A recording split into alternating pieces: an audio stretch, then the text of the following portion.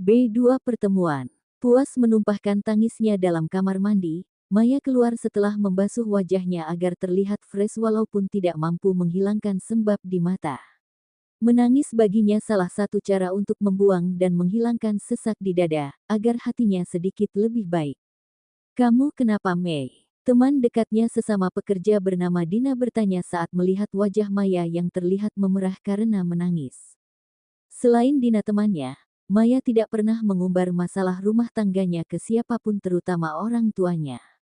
Ia tidak mau membebani dengan sekelumit masalahnya.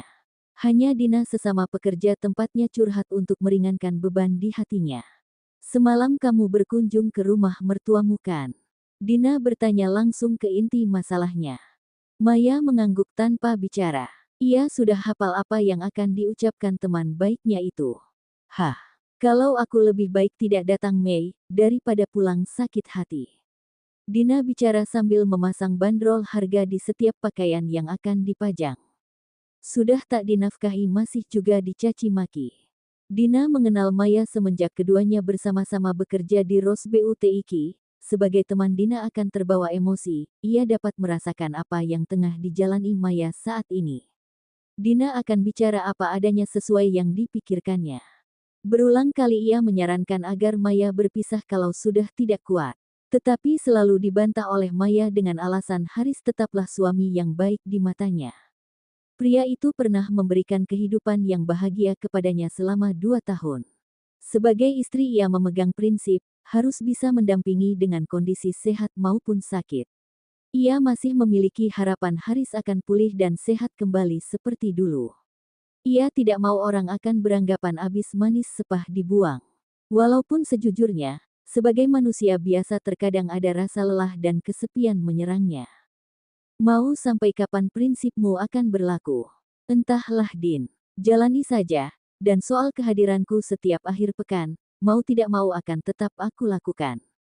Aku tidak mau menambah masalah, Din. Kehadiranku pasti akan membuat ibu mertuaku mencecar banyak pertanyaan kepada Mas Haris." Maya bicara sambil memasangkan pakaian di manekin yang akan dipajang di depan. "Kalau begitu, semoga kamu bisa melewatinya dengan kuat. Aku hanya bisa bilang, sabar, kepadamu, Mei. Dan kalau sudah tidak kuat kamu bisa melambaikan tangan." Dina memperagakan dengan melambai-lambikan tangannya yang sudah mirip dengan acara di sebuah televisi hingga membuat Maya tertawa. "Kamu ini ada-ada saja, Din." "Astaga." Dina menepuk jidatnya. "Aku lupa, Mei, Tante Rosa sudah datang. Kamu ditunggu di ruangannya tuh." Maya naik ke lantai 2, ia masuk ke dalam ruang kerja, setelah sebelumnya ia mengetuk pintu dahulu. "Maaf Tante, Maya tidak tahu kalau Tante sudah datang." "It's okay, Mei, Tante juga belum lama kok." Wanita berumur yang masih terlihat cantik itu tengah fokus memasang payet di salah satu kebaya rancangannya. Dengan umur yang sudah mencapai 55 tahun itu, wanita itu tampak awet muda, seperti umur 40 tahunan. Di zaman semodern saat ini, uang bisa merubah segalanya. Uang mampu merubah pandangan orang dalam menilai derajat seseorang, itulah yang ada di pikiran Maya. "Menurutmu bagaimana, Mei? Apa ada yang kurang? Coba kamu perhatikan." Sesuai keinginan pemesan. Selain payet, Tante Rosa menambahkan batu mulia di beberapa titik yang membuat kebaya modern itu terlihat indah, menambah kesan mewah dan elegan. "Sempurna Tante, sangat cantik." Maya sangat mengagumi kebaya yang 20% lagi akan selesai. "Ya, sangat cantik, seperti wanita yang akan memakainya." "Kamu tahu, Mei, kebaya ini akan digunakan oleh istri dari pengusaha yang sedang meroket namanya, Dirgantara Damarwijaya." Ucap Tante Rosa. "Pengusaha pertambangan emas itu ya Tan? Yang kemarin ada di acara Fans TV milik Sultan Chok." Maaf Tante, maksudnya Bapak." Maya meringis menggaruk kepalanya. "Tidak apa-apa Mei, santai saja." Suatu kebanggaannya bagi Tante Rosa bisa dipercaya untuk menyiapkan kebaya dan gaun pengantin beserta pakaian untuk seluruh keluarga Wijaya. Walaupun dengan waktu yang cukup menguras otak dan tenaga. Sungguh beruntung sekali wanita itu. Maya bicara pelan, tetapi masih bisa didengar oleh Tante Rosa.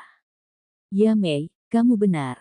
Bukan hanya sang pengantin wanita yang beruntung, tetapi sang pria pun beruntung mendapatkan pendamping seperti Anindira. Tiba-tiba wajah Tante Rosa terlihat murung. Belum lama ini, suaminya baru menggelar pesta pernikahan putranya. Pesta itu digelar di salah satu hotel ternama di ibu kota. Hanya saja, ia tidak diizinkan hadir di acara tersebut. Tak banyak yang tahu kalau ia sebenarnya istri kedua dari Sutan Cokro Hanunggara. Istri yang dicintai tetapi tak terekspos oleh media. Pria pemilik media cetak itu sangat menjaga nama baiknya. Menjadi seorang desainer yang sudah memiliki nama, tak membuat kehidupannya berjalan mulus dan seindah kelihatannya. Sebagai istri kedua dari Cokro Sutan Hanunggara, seorang pengusaha yang bergerak di bidang media cetak terbesar di Indonesia. Pemilik dari Kabar Group yang sudah puluhan tahun berdiri. Statusnya sebagai istri tersembunyikan dari masyarakat. Melihat perubahan di wajah Tante Rosa yang berubah murung, Maya memberanikan diri bertanya. Tante baik-baik saja kan? Ya Mei, I'm okay. Wanita senja itu tersenyum manis. Tetapi tidak mampu menutupi raut kesedihan yang terlihat jelas dari wajahnya. Kamu lanjutkan ya Mei. Hanya tinggal memasang beberapa kancing saja. Kemungkinan Tante tidak akan kembali ke butik. Kalau ada pelanggan datang, kamu handle saja. Ya Tante, selama menjadi karyawannya, Tante Rosa memberikan kepercayaan penuh kepada Maya. Hak cipta, hak cipta, hak cipta, hak cipta. Di lain tempat, di halaman gedung BNN, tepatnya tempat rehabilitasi untuk mereka yang menjadi korban narkoba. Sudah hampir 1 jam seorang pria memarkirkan mobilnya. Ia ragu, keputusannya untuk datang menjenguk akan mengundang para pencari berita. Ia khawatir berita yang sudah dibungkamnya dari media lain, akan muncul lagi. Demi nama baik keluarga dan kelangsungan perusahaan, ia harus menutup rapat skandal yang dilakukan oleh istrinya. Wanita yang belum lama dinikahinya, ikut tertangkap saat pihak kepolisian melakukan penangkapan seorang pria yang selama 1 bulan menjadi buronan dan masuk dalam daftar DPO di salah satu kamar hotel mewah di tengah kota. Wanita itu bersama seorang pria yang sedang dalam pencarian, seorang pengusaha asal Eropa yang tinggal di negara Singapura. Pria itu terjerat kasus penipuan dan penyelundupan narkoba. Saat dibekuk, keduanya tengah kedapatan menggunakan sabu. Dan saat digelandang ke kantor kepolisian dan dilakukan cek urin, Lisa terbukti positif menggunakan barang haram tersebut. Sutan Lingga Hanunggara, pria yang menjabat sebagai pemimpin umum, general manajer anak dari Cokro Sutan Hanunggara, pemilik perusahaan sebuah media cetak yang sangat berjaya pada zamannya hingga sekarang. Media cetak itu kini telah merambah menjadi sebuah media elektronik seiring berjalannya waktu. Kecanggihan teknologi menggerus selembar kertas untuk memberikan sebuah berita, tergantikan dengan sebuah aplikasi berita melalui dunia maya dan acara berita di televisi. Malu, marah, dan yang pastinya kecewa. Ia tidak menyangka wanita yang ia banggakan telah mencoreng nama baik keluarganya.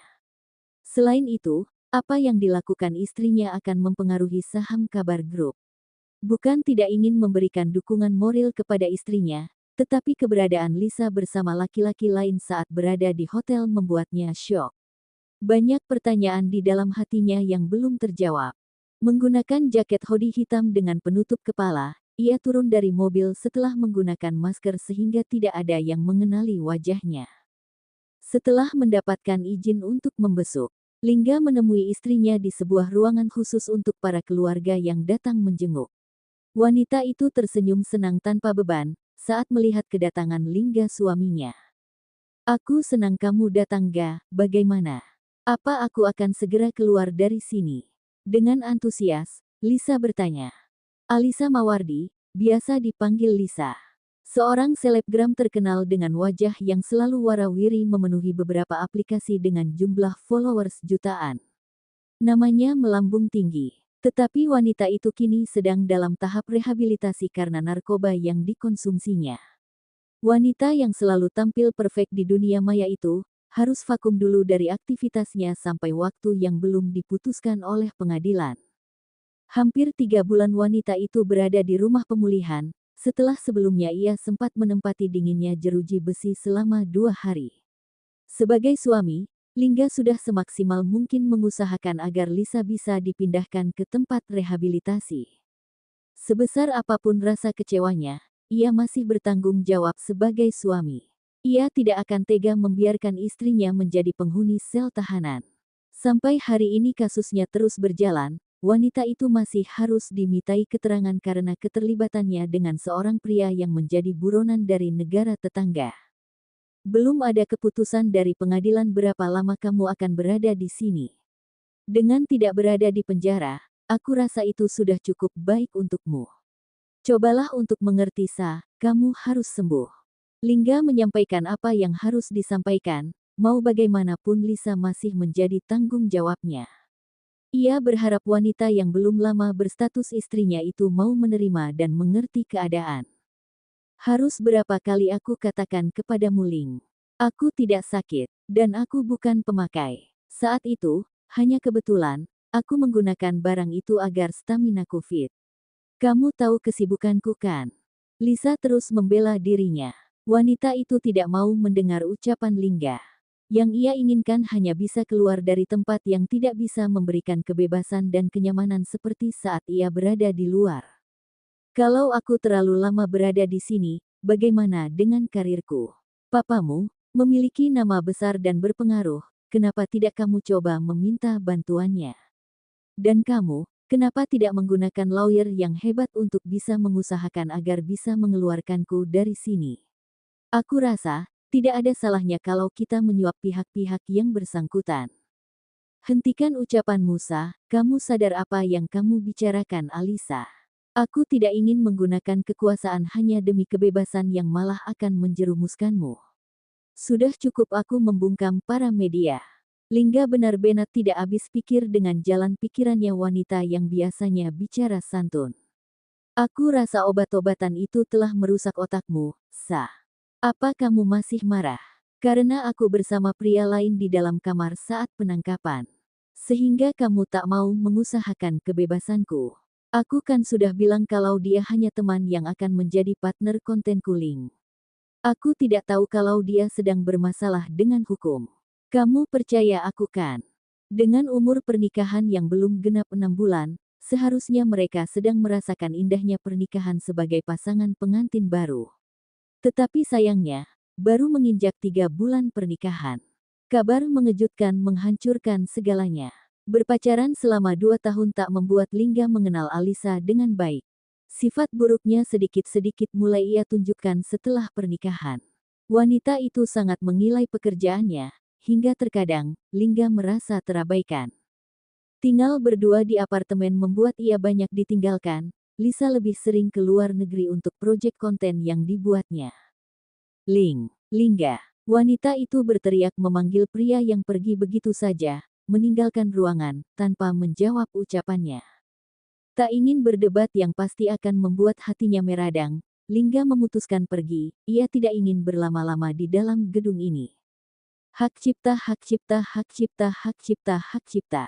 Menggunakan ojek langganannya, siang ini Maya izin keluar untuk mengantarkan berkas yang dititipkan Haris kepadanya. Sesuai alamat, Kang ojek itu memberhentikan motornya tepat di depan gedung bertuliskan, kabar grup. Kang, tunggu ya, gak lama kok. Siap Neng Maya, saya tunggu. Melangkah masuk, Maya memperhatikan kesibukan di sekitarnya. Gedung itu terlihat ramai siang hari ini, beberapa karyawan keluar masuk dengan segala kepentingan dan kesibukannya. Memberanikan diri, Maya memilih bertanya ke bagian informasi. Selamat siang, Maya menyapa satu orang wanita yang berada di balik meja dengan plat bertuliskan resepsionis. Siang, ada yang bisa saya bantu? Wanita itu menyambut Maya dengan ramah. Saya ingin bertemu dengan Lingga, maksud saya, Maya melihat lagi kartu nama yang berikan oleh Haris. Lingga Hanunggara, di bagian organisasi media cetak sebagai wartawan. Maya menjelaskannya dengan sangat lengkap. Wartawan. Wanita bernama Ana itu mengerutkan dahinya. Mbak sudah ada janji dengan Bapak Lingga. Wanita itu bertanya memastikan. Belum, saya tidak punya janji, tetapi saya harus bertemu dengan Bapak Lingga. Maya ikut menyematkan kata Bapak, setelah mendengar wanita itu menyebut Lingga dengan sebutan bapak. Maya berpikir, mungkin pria yang bernama Lingga itu pria tua. Sebentar, saya hubungkan dulu ke ruangannya. Wanita itu menekan sambungan telepon dan bicara dengan seseorang di ujung tidak diketahuinya. Maaf, Mbak. Bapak Lingga sedang tidak ada di tempat. Ana menyampaikan setelah menutup teleponnya. Mbak bisa menitipkan pesan kepada saya, nanti akan saya sampaikan. Sekalian Mbak bisa menyantumkan nomor teleponnya, supaya saya bisa menghubungi Mbak kembali, kalau ada pertanyaan dari Bapak Lingga. Maya menyerahkan berkas kepada wanita itu agar diserahkan kepada yang bersangkutan. Dan ia mencatat nomor teleponnya di secarik kertas yang diminta. Meninggalkan meja resepsionis, Maya berjalan keluar dengan kepala tertunduk. Ia merasa heran kenapa harus membuat janji hanya untuk bertemu seorang wartawan. Apakah memang seperti ini peraturannya? Ia tidak mengetahui kalau temannya Haris yang bernama Lingga mempunyai kedudukan sebagai pemimpin umum, general manager, di bagian top manajemen lebih tepatnya manajemen puncak. Dan dia yang akan mewarisi perusahaan ini nantinya. Terlalu asik dengan pikirannya, tanpa disengaja bahunya saling bersenggolan dengan pria yang juga tengah menunduk, berjalan dengan langkah cepat. Dengan postur tubuhnya yang tinggi dan memiliki pundak yang lebar, tentu saja mampu membuat tubuh kurus Maya terdorong ke samping dan menabrak pintu kaca dengan lis aluminium bersisi tajam. Au, Maya memegang pelipisnya yang langsung terasa sakit. Maaf, aku tidak sengaja. Pria itu menghentikan langkahnya saat menyadari wanita yang bersenggolan dengan pundaknya terbentur kaca. Apa ada yang terluka? Lingga bertanya saat melihat Maya menekan pelipisnya. Dan ia terkejut ketika melihat pelipis Maya yang terlihat memerah karena memar dan sedikit tergores. Dengan refleks, Lingga menyentuh wajah Maya agar bisa melihat dengan jelas. Untuk beberapa detik Maya dan Lingga saling menatap. Sorot mata seolah menjadi jembatan untuk keduanya saling mengagumi akan ketampanan dan kecantikan alami Maya. Hingga keduanya tersadar dan saling memalingkan wajah dan menjauhkan diri. Ayo aku obati. Seperti kerbau dicucuk hidungnya, Maya menurut saat tangannya ditarik dan dibawa ke sebuah ruangan masih di lantai dasar. Mesin proyektor dengan layar lebar terpampang besar di dinding dengan kursi yang berderet sejajar. Maya bisa menebak kalau ruangan ini tempat meeting.